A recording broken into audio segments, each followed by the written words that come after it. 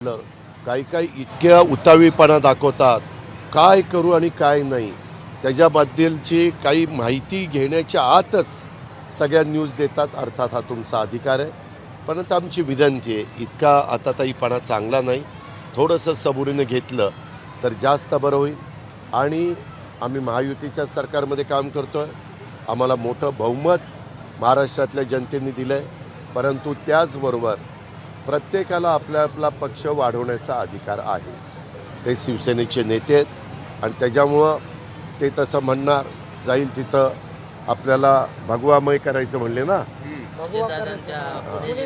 पुणे जिल्हा भगवा करायचा आहे. ऐका, ते महाराष्ट्रात गेल्यानंतर प्रत्येक जिल्ह्यात तसं सांगू शकतात. आमचे देवेंद्र फडणवीस साहेब गेले तर ते सांगू शकतात आपल्याला तो जिल्हा भाजपचा आपल्याला झेंडा तिथं रोवायचा आहे.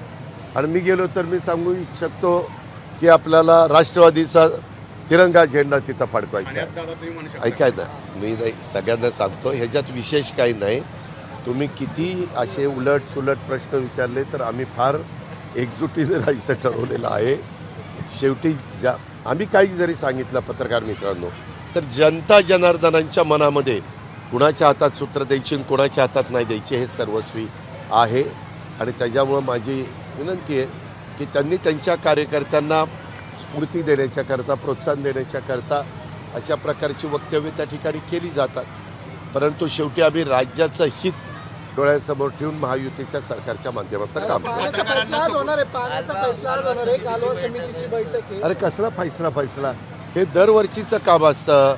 पावसाळा संपल्यानंतर आपण एकत्र बसून उन्हाळी हंगाम त्याचं पाण्याचं वाटप शेतीला किती, पिण्याच्या करता किती, पुढं पाऊस साधारण आपण 15 जुलैपर्यंत नाही पडला तर राखीव कोटा किती, हे दरवर्षीचं नियोजन असतं. त्याच्यामध्ये आता मी पण त्या मीटिंगला आहे, आपले राधाकृष्ण विखे पाटील पण आहे. पत्रकारांना सबुरीचा सल्ला दिला, गृहराज्यमंत्र्यांनी पण थोडंसं सबुरीनं. अरे सगळ्यांनीच वागा, माझ्या सकट सगळ्यांनी. बस मी एक मिनिट मी कुठल्या पर्टिक्युलर प्रकरण डोळ्यासमोर ठेवून बोलत नाही. पत्रकार मित्रांनो, काही ठिकाणी तक्रारी आल्यानंतर, केस दाखल झाल्यानंतर या व्यक्तीला पकडण्याच्या करता पोलीस त्यांचं जो काही जाळं असतं ते लावतात किंवा त्यांच्या परीनं तपास करायला जातात.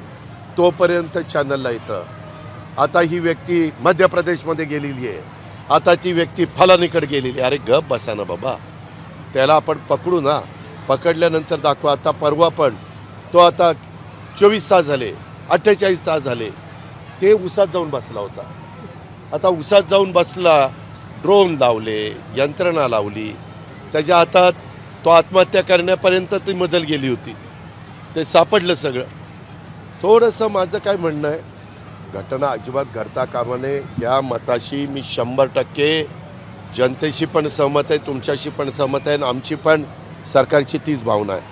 पण कुठं घडलं तर त्याचा तपास तातडीनं लागण्याच्या करता देखील काही गोष्टीचं तारतम्य राज्यकर्त्यांच्या सहित, सत्ताधारी पक्षाच्या सहित सगळ्यांनी ठेवावं एवढीच अपेक्षा. पक्षाचे कार्यकर्ते तोडफोड करतात. नाही, ते एकदा ऐका ना, हे एकदा ते झालं की एकदा पूर्ण तपास होऊन वस्तुस्थिती पुढे येऊ द्या.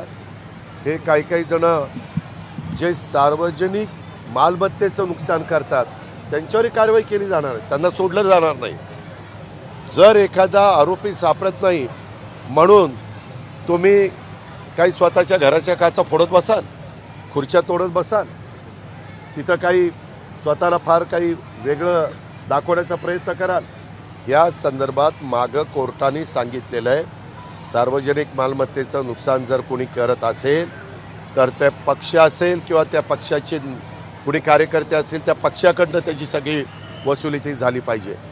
त्याच्यामुळं राग हा सगळ्यांना येतो, त्याच्याबद्दल दुमत नाही, परंतु राग पण व्यक्त करण्याच्या काही वेगवेगळ्या गोष्टी असू शकतात. अहिंसेच्या मार्गाने महात्मा गांधींनी देशाला स्वातंत्र्य मिळवलेला जगाला त्या माहिती झालेलं आहे. आणि अशा वेळेस फार काहीतरी आम्ही आवाच्या सवा करायला लागलेलो आहे आणि सगळं काही राज्याचं अगदी देखभाल करण्याची जबाबदारी ह्यांच्यावरच सोपवलेली आहे. हे जे काही जणांचा अतिउत्साह चाललेला आहे ना, त्यांना पण कायद्याच्या नियमाच्या प्रमाणे कारवाई केली जाईल. आताच्या या कार्यक्रमात तुम्ही बोललात की महिला आणि राज्यातल्या महिला आणि तरुणींना तुम्ही फ्रीमध्ये देणार आहे. टेंडर होतं. काय? माजी मंत्री तानाजी सावंत जे आहेत आरोग्य मी ते तुमच्या मीडियामध्ये वाचलेलं आहे. मी मुंबईला गेल्यावर मंत्रालय चालू असताना मी त्याबद्दलची माहिती घेईल. आत्ता तुम्ही जी बातमी प्रसिद्ध केलेली तेवढीच माझ्या वाचनात आहे. त्याच्यामुळं मी आज राज्याचा अर्थमंत्री उपमुख्यमंत्री शहानिशा करून मी त्याच्याबद्दलचं दादा या कार्यक्रमात आरोग्यमंत्र्यांनी शिक्षण विभागामध्ये समन्वय दिसला नाही का? दादा भुसे यांनी नाराजी व्यक्त केली की समन्वय काय जर केलं? नसला असता तर आणखी मोठा आणि राज्य अरे बाबा, आता तिथं पण ते कार्यक्रम करतात. कुठं ना समन्वय तुला नाही, दिसला तेच नाही? म्हटले. नाही तुझं ऐकण्यात काहीतरी शालेय बदल शिक्षण झाला. मंत्रीच म्हटले. नाही मी त्यांच्याशी बोलेन, काळजी करू नको. डेपो मॅनेजर आहे, ड्रायव्हरला विनाकारण त्रास देतात, काही महिलांना शरीर सुखाची ए, मागणी करतात. ऐका, दाखल आहेत पोलीस या स्टेशनला. तक्रारी मी पण टी व्हीलाच बघितलेले आहे. त्याच्याबद्दल PMPMLचे जे आयुक्त आहेत त्यांना सूचना देऊन त्याच्यात तथ्य आहे का, जर ज्या महिलांच्या बाबतीत तसं घडलेलं असेल तर त्यांनी लेखी तक्रार दिली का, तसं काही केलेलं असेल तर त्याची शहानिशा केली जाईल. त्या बातमींवरून त्याच्या खोलामध्ये गेलं जाईल आणि जे कोणी दोषी असेल त्यांच्यावर कारवाई केली जाईल. एबीपी माझा, उघडा डोळे बघा नीट.